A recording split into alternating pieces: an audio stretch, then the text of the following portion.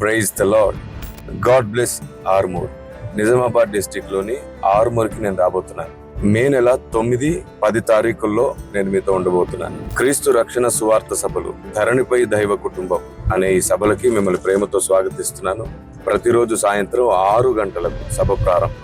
ప్రేమతో ఆహ్వానించువారు దైవజనుడు బైరి రాజ్ కుమార్ గారు, క్రీస్తు సంఘం, యేసుక్రీస్తు ప్రార్థనా మందిరం మరియు సంఘ సభ్యులు. వివరాలకు మీకు ఫోన్ నంబర్స్ ఇవ్వబడుతున్నాయి. తప్పకుండా సంప్రదించండి, హాజరుకండి. భారతదేశంలో సువార్త ఎందుకని వ్యతిరేకించబడుతుంది? నేనంటాను, క్రైస్తవ్యం అపార్థమైంది. అపార్థమైన క్రైస్తవ్యాన్ని భారతదేశానికి తిరిగి అర్థమయ్యేటట్లు చేద్దాం. పెద్దలు అంటుంటారు, నోరు మంచిదైతే ఊరు మంచిది అని. మనం సత్యమే మాట్లాడతాం, కానీ అర్థమయ్యేటట్లు చెప్పం. ఇదే సమస్య.